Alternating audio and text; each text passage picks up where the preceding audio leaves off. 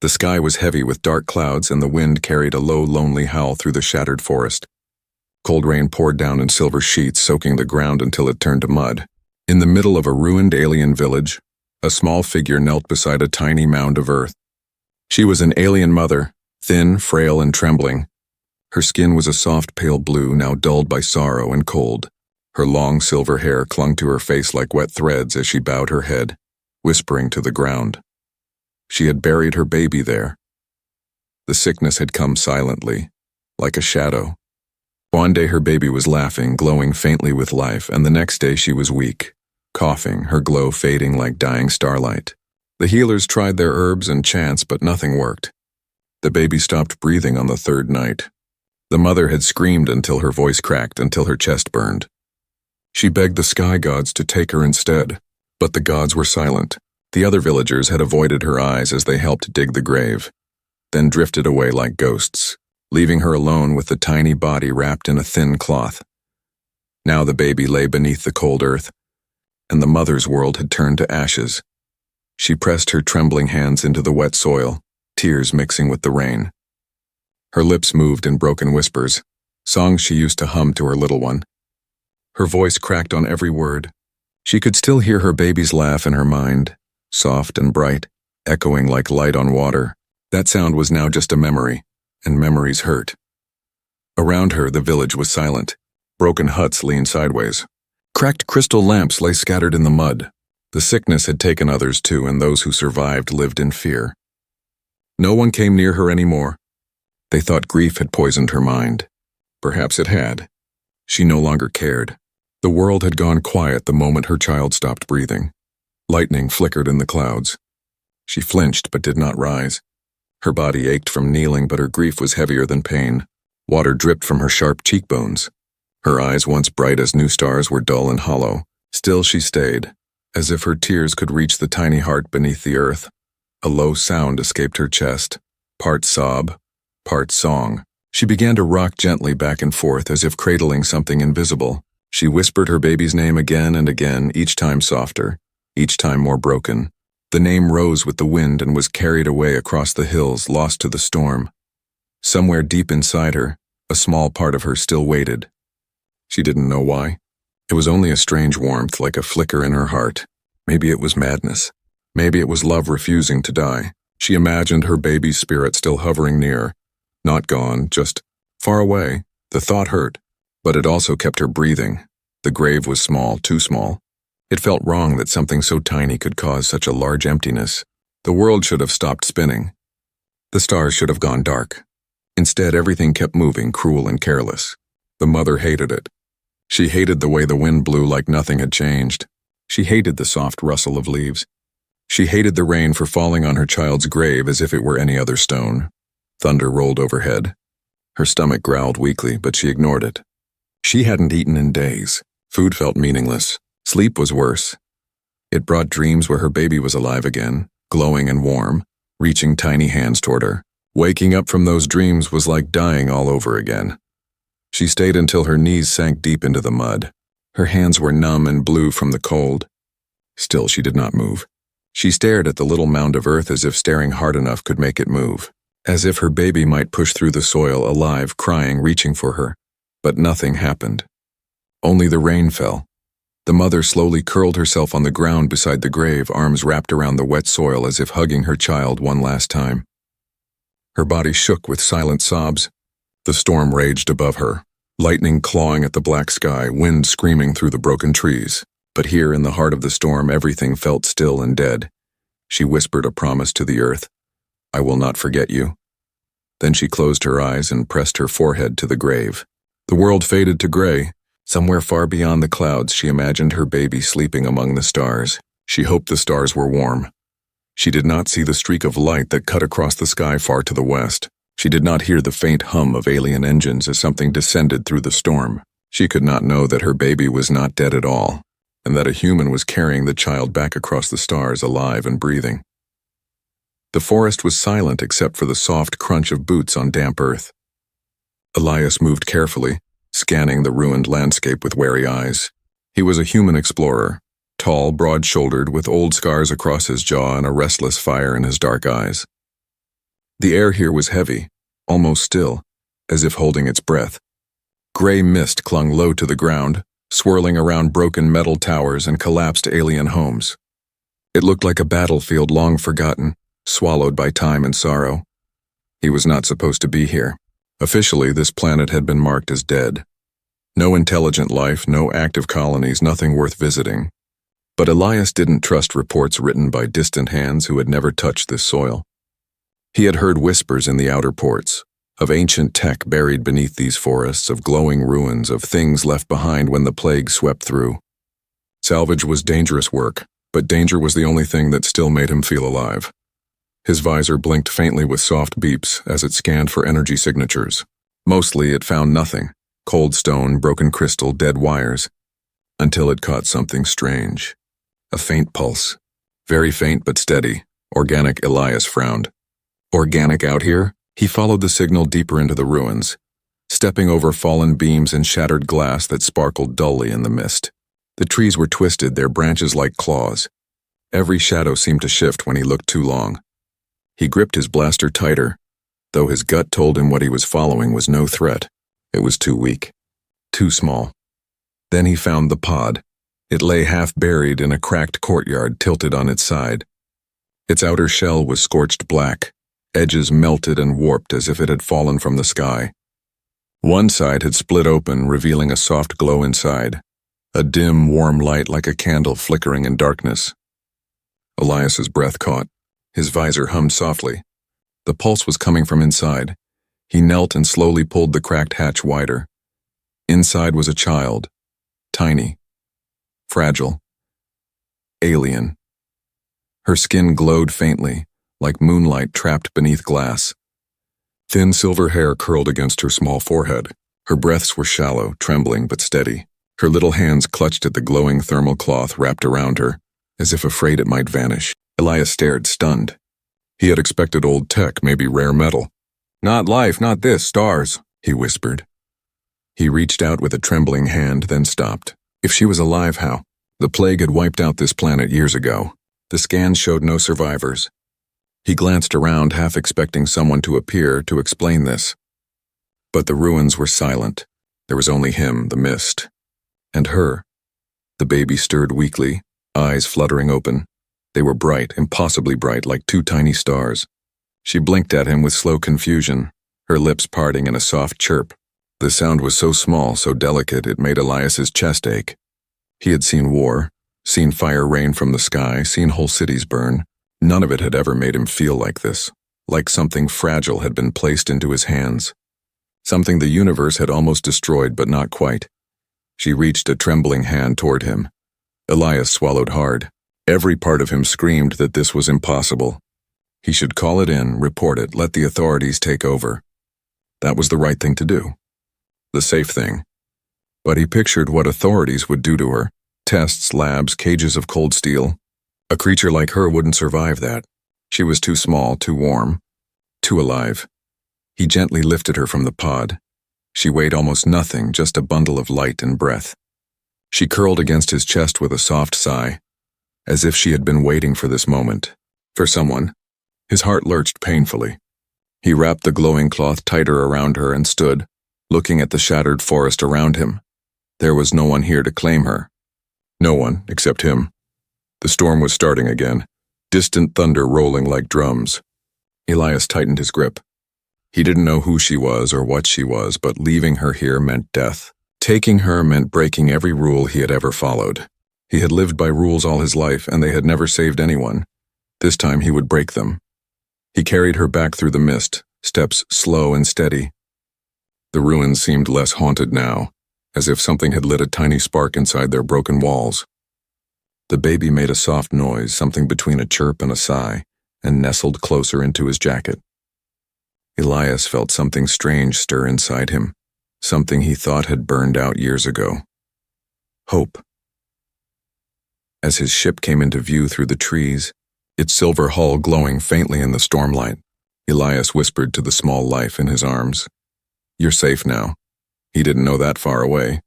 Beyond the forest hills, a mother sat by a tiny grave in the rain, believing her baby was gone forever, while he held her child, alive. The days after the burial blurred together like faded shadows. The alien mother no longer counted mornings or nights. The sun rose pale and cold, and she did not notice. The moons crossed the black sky like silent ghosts, and she did not look up. Time meant nothing now. There was only silence and the tiny grave outside her broken hut. She lived inside the silence like it was a prison made of glass. Her hut had once been warm, filled with soft humming lights and the faint glow of her child's laughter. Now the lights had gone dark. The walls were cracked, the air heavy with dust. The cot where her baby had slept was still there, untouched, its woven blankets lying like abandoned memories. She could not look at it for long. Every time her eyes touched the empty space, her chest clenched as if claws were tearing it open. She moved through the days like a shadow. Her hands shook when she tried to eat, so she stopped eating. Her feet dragged when she walked, so she stopped walking anywhere except to the grave. That was the only place that still felt real. Each dawn she rose from the cold floor and went out into the mist. The village remained quiet, the air heavy and still as if even the wind pitied her. No one spoke to her anymore. Some watched from a distance, their glowing eyes filled with fear or pity. Others turned away quickly, whispering that grief had broken her mind. She didn't care what they whispered. Words meant nothing. Only the small mound of earth meant anything. She would sit beside it for hours, legs folded under her, hands resting gently on the soil. Sometimes she sang broken lullabies in a cracked voice, words stumbling like tired feet. Other times she said nothing at all, only stared as if her eyes could dig through the soil and find the tiny glow she had lost. The rain came often, soft and cold. She stayed even when it soaked her clothes, even when her bones ached from the chill. She never cried where the others could see. She only cried here, where the ground could hear. At night she returned to her hut, though it no longer felt like home. She wrapped herself in old blankets and lay curled on the floor, listening to the wind scrape against the broken walls. The wind had a voice hollow and cold, like it was calling her name from far away. Sometimes she thought she heard her baby's laugh hidden inside it, small and bright like starlight underwater. She would sit up quickly, heart racing, but the sound would be gone. The villagers kept their distance. They left small jars of water and dried roots outside her door, but never came inside. Their glowing eyes were full of something like fear. Maybe they thought grief was contagious. Maybe they were right. The mother knew her sorrow was spreading inside her like the old sickness had spread through her baby's tiny body. Quiet, unstoppable, and deadly. Her body grew thinner each day, her cheeks hollow, her eyes dim. Still, she lived. Not because she wanted to, but because some small part of her refused to stop. That part was stubborn and quiet and would not die no matter how much the rest of her wanted to vanish. It whispered strange things when the world was still. It whispered, "What if she is not gone?" It whispered, "What if you are wrong?" It whispered, "What if love can reach across the stars?" She hated that whisper. It was cruel. It gave her hope when hope was poison. Yet she could not silence it, so she carried it small and hidden like a fragile ember in her hollow chest. Sometimes at night she dreamed. In the dreams, her baby glowed bright and warm, tiny arms reaching for her, small mouth opening in a laugh that rang like silver bells. The dream always ended the same way, the glow fading, the laugh breaking into silence, and the cold emptiness crushing her awake. She would wake with tears on her face, her arms clutching the air like they could hold what was gone. Days passed. Nights passed. The world kept moving as if nothing had ended. The storms came and went, lightning clawing across the black sky, and she did not look up. The seasons shifted slowly. Flowers bloomed, pale and delicate, around the edges of the grave. She hated them for daring to grow there, for daring to be alive when her child was not. And yet, she never pulled them out. She left the flowers, though she did not know why. Maybe they were the only proof that something could still live in this broken place. One night, as the twin moons rose over the shattered rooftops, she sat by the grave again. Her voice was quiet, barely sound at all. "I still feel you," she whispered. The words vanished into the cool air. She didn't know if they were true or just the last pieces of her mind slipping away. Still, she stayed until her skin was stiff from the cold, until the moon sank below the horizon and the world turned black again. Far away, beyond the misty ridges, a human starship drifted through the sky like a silver ghost. Inside it, a tiny alien baby slept in the warmth of a human's arms, breathing softly, her glow brightening with each passing day. The mother did not know. She only knew the silence. and the whisper of hope that refused to die. The hum of the starship was the only sound in the dark. Elias sat on the floor of the small cabin, his back against a cold metal wall, eyes half closed with exhaustion. In his arms, the tiny alien child glowed softly like moonlight captured in skin. Her breathing was shallow but steady now, a quiet rhythm that echoed inside the silence. Around them, the ship floated through the void like a drifting silver seed, its engines whispering against the endless dark. He had named her Lyra. He didn't know why. Maybe because her glow reminded him of the faint streaks of starlight he used to watch as a child on Earth. Maybe because he could not keep calling her the baby. She needed a name, something real, something human enough to anchor her to life. When he whispered it, Lyra, her tiny fingers curled like she was holding the word. The first days had been chaos. He had never cared for a child before, human or alien. She would wake in sudden gasping cries that pierced through the metal walls, and Elias would stumble from sleep, heart pounding, fumbling to hold her without hurting her. She didn't eat like humans. Normal food made her weak. Through trial and fear, he discovered she drew strength from light. He rigged old solar coils to glow gently in her cradle, watched as her tiny chest rose and fell stronger with each pulse of warmth. Her eyes were the strangest part. They shimmered like liquid silver, wide and unblinking, following him around the cabin. Sometimes they reflected the stars outside the windows, as if the whole universe lived inside them. When she looked at him like that, Elias felt small. Not in a bad way, more like the way a man feels small standing at the edge of an ocean, realizing how much beauty he doesn't understand. He began talking to her just to fill the silence. Engines are holding at 42%. We're low on rations again. Found a new crack in the coolant line. She never answered, of course, but she listened. Her gaze never wavered. She watched his hands when he repaired broken wiring, watched his face when he muttered curses at stubborn bolts, watched the stars with him through the viewport when the storms of space calmed and revealed rivers of glowing light. Sometimes she made soft chirping sounds like tiny bells. Sometimes she laughed, a thin, airy laugh like the ring of crystal. That laugh was the first thing to warm the cold spaces inside his chest. As days blurred into weeks, caring for her became less terrifying. His hands stopped shaking when he lifted her. He learned the rhythm of her strange cries, the way her glow dimmed when she was tired and brightened when she was happy. He built her a cradle from a crate and lined it with torn fabric from his old flight jacket. He set soft lights around it so she would never wake in darkness. Still, it wasn't easy. She grew quickly, too quickly. Within days, her limbs were longer, her gaze sharper, her laugh louder. Elias worried what it meant.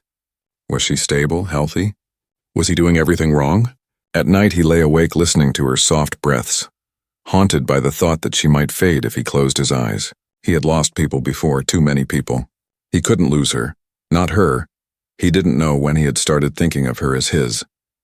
Sometimes he caught himself humming old lullabies, fragments from a childhood buried under years of war.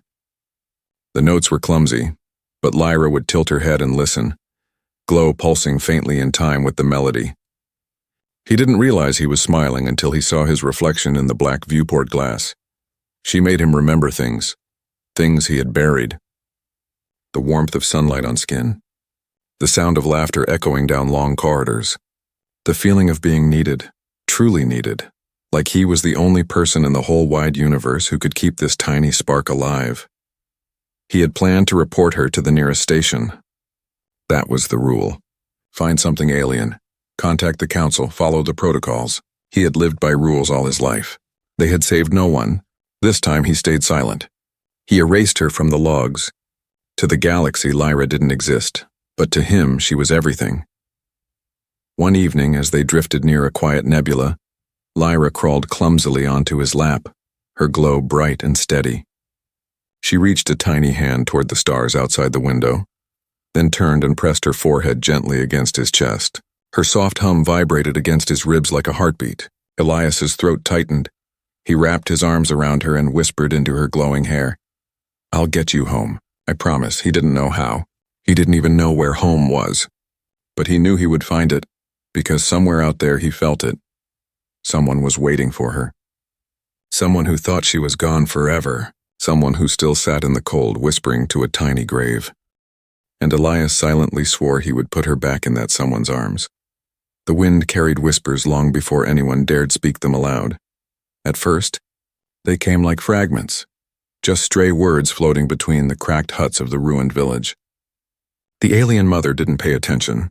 She moved through her silent routine, rise at dawn, walk to the tiny grave, sit for hours in stillness, and return home with empty hands. The world around her had become like distant static, blurred and meaningless.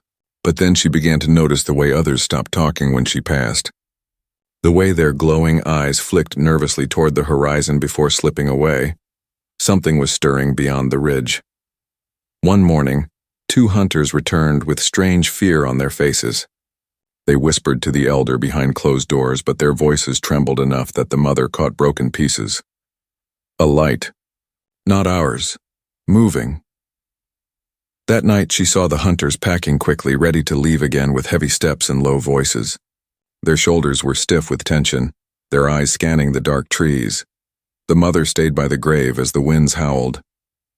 Her heart stayed cold, but the whispers did not stop. A child told another child that they had seen a tall figure near the ruins, carrying something wrapped in glowing cloth. The younger child laughed nervously, but their voice cracked. Someone claimed the figure had eyes like shadow and light. Someone else said the forest itself was moving with it, as though guarding something precious. The stories twisted as they spread, like thin vines climbing old stones, and all of them spoke of light. The mother sat frozen when she heard that word. Light. Her baby had glowed with a soft light, warm and silver like new stars. That glow had faded the night she stopped breathing. The grave was cold and dark. There was no light there, yet the whisper said someone was carrying it. That night she could not sleep. The wind pressed against her hut like restless hands, and her mind spun in quiet chaos. Her rational thoughts tried to smother it. It cannot be her. It is a ghost. It is someone's trick. It is only light, not life. But the small ember inside her, the one that had refused to die even after everything, flared quietly. What if she rose before dawn, when the sky was still black and the stars hung low like tired eyes? Her legs felt hollow but moved anyway, carrying her up the ridge path. The ground was slick with dew, the air sharp and thin. She stood at the top, staring out across the broken hills. Mist wrapped around the trees below like pale smoke. No figure walked there. No glowing cloth. No baby's cry carried on the wind. But she stayed. The villagers watched her from far below, tiny glowing dots in the dark. Some shook their heads. Some whispered again. But none came near. She waited until the sun climbed high, pale and cold. The mist thinned. The ruins far away glimmered faintly like old bones. Nothing moved. The mother's shoulders sagged. Her hands trembled where they clutched the edge of her cloak. It had only been lies, foolish, cruel lies. She turned away, steps slow, heart heavy. Then she stopped. Far on the horizon, barely a flicker, a thin streak of silver crossed the sky and vanished behind the forest. It was quick, like a star falling, like breath escaping, but her heart jolted as if struck. Her eyes widened, tears burning sudden and sharp. It could be nothing. It should be nothing. And yet her body moved before her mind could stop it. She ran. Her feet pounded the dry soil, cloak whipping behind her. Branches clawed her arms, stones cut her palms, but she did not slow. The world blurred to green and gray around her. Her breath came ragged, her chest burning. She had not run like this since the night she carried her sick baby through the storm, begging the healers to save her. The same desperate fire burned through her now. She reached the edge of the forest and stopped, gasping. Silence wrapped the trees like heavy cloth. Her heart hammered in her ears. She turned in circles, scanning the shadows between trunks, searching for a shape, a glow, anything. Nothing moved. Nothing breathed. Her legs gave out and she sank to her knees in the moss. Her breath came in broken sobs. She dug trembling fingers into the earth and pressed her forehead to the ground. "Please," she whispered. The word broke like glass in her throat. The forest stayed silent. Slowly she rose and stumbled back through the trees, her body empty and hollow. Maybe it had only been a streak of fire. Maybe her mind was finally cracking apart. The villagers stared as she passed, their whispers following her like shadows. She ignored them all and walked to the tiny grave, falling to her knees in front of it. She pressed her hands to the soil. Cold. Still. And yet, somewhere deep inside her chest, the ember of hope pulsed once, faint and stubborn, like a heartbeat. The night sky was clear for the first time in many seasons. The storm clouds had drifted away, leaving a black ocean of stars hanging above the broken world. They glittered like cold fire, silent witnesses to what was coming. Elias stood at the edge of the forest, the silver glow of his ship fading behind him as he stepped onto alien soil. In his arms, wrapped in a glowing cloth, the child slept, her small breath soft and even, her silver hair catching starlight like threads of moonlight. Lyra was heavier now, stronger. She stirred sometimes in her sleep, tiny fingers curling around the edge of his jacket, her glow steady and warm. Elias looked down at her, heart tight in his chest. This was the moment he had been walking toward from the moment he found her in that broken pod. He was going to give her back. But fear clung to him like cold air. What if they didn't accept her? What if they saw him as a thief? A trespasser? What if the mother had truly given up hope, and seeing this child alive shattered her? Elias tightened his grip on the sleeping girl and kept walking. The village lay quiet in the distance, a cluster of dark shapes under the twin moons. No fires burned, no voices stirred. The silence felt deep and ancient, as if the land itself was holding its breath. He moved slowly, each step soft on the damp soil. The forest whispered behind him like old ghosts watching. Ahead, the village graveyard glimmered faintly in the moonlight. She was there. The alien mother knelt by the tiny grave as she did every night, her thin frame still and fragile in the cold light. The wind moved her long silver hair like drifting mist. Her eyes stared at the earth as if she could see through it, see the small glowing soul she thought was gone. Her lips moved in a faint murmur, a lullaby without melody, broken words carried away by the night air.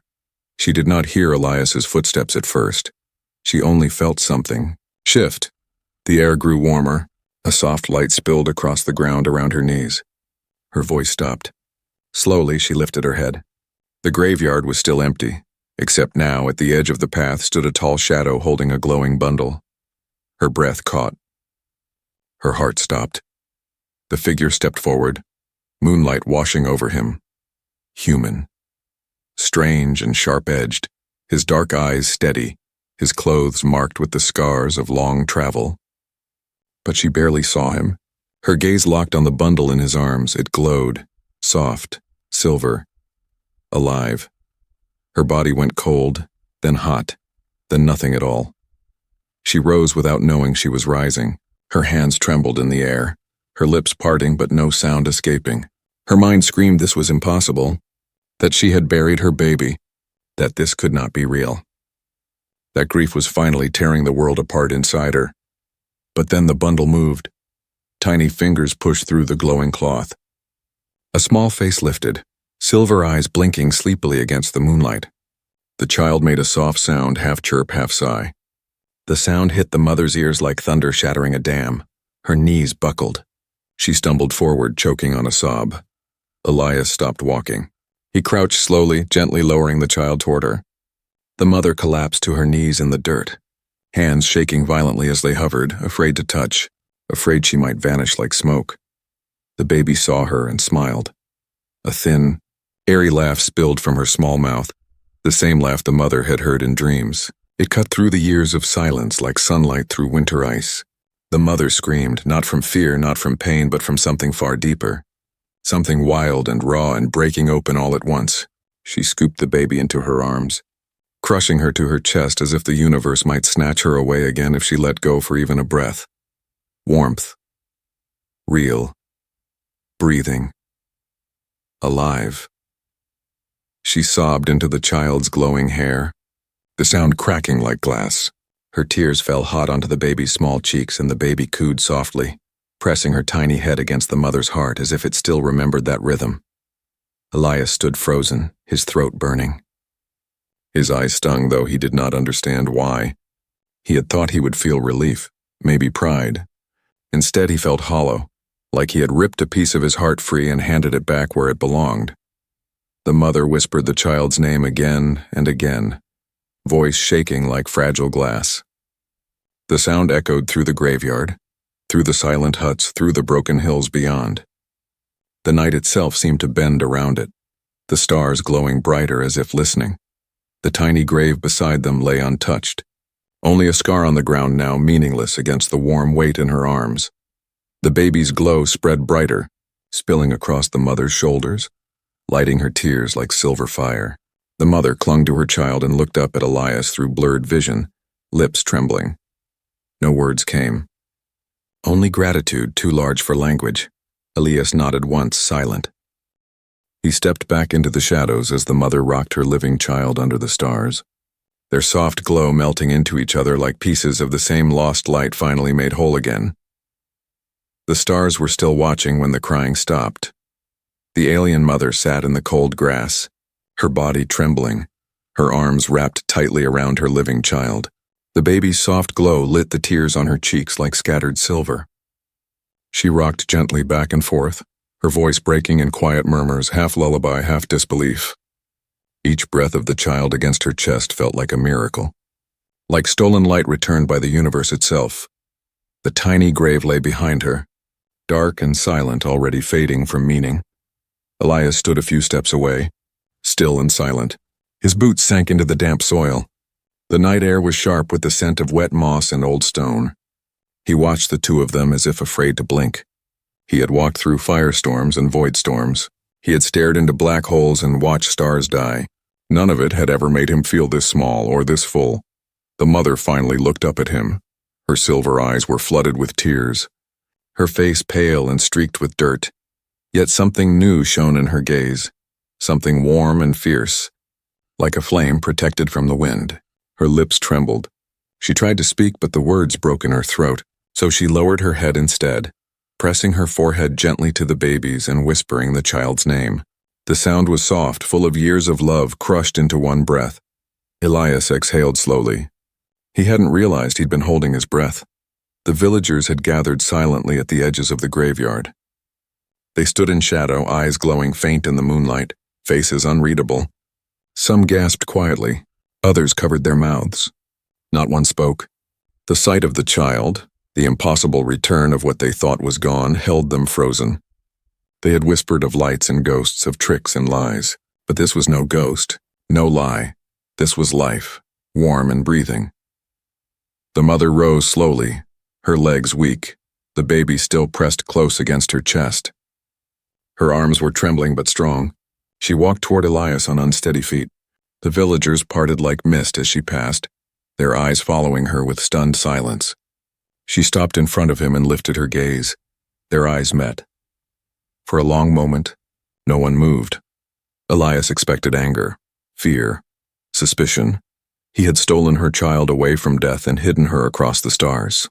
He had broken rules older than both their worlds. He had feared she might strike him down where he stood. But she did not raise her hand. Instead, she stepped forward and touched her forehead lightly to his chest. Just once. A small, silent gesture. Thank you. The meaning was clear even without words. Elias's throat tightened. He bowed his head, his voice rough from silence. She's yours, he said quietly. She always was. The mother's eyes softened, and for the first time in countless nights her lips curved. Not fully, not strongly, but enough. A fragile smile glowing as faint as moonlight on still water. The baby stirred between them, blinking her silver eyes, looking from the mother's face to Elias's and back again. She cooed softly, her glow spreading across their hands as if weaving them together in light. Elias felt something in his chest break open, something he had buried for years under metal and duty. He was no longer just a man carrying a child. He was part of something larger, something whole. The villagers began to move again, softly, cautiously. Some stepped closer, kneeling to touch the ground to see with their own eyes that this was real. One of the elders bowed low, her long hair brushing the soil. The silence broke like thin glass under soft feet. Murmurs rose, not of fear this time, but wonder. The mother turned and carried her child through the crowd.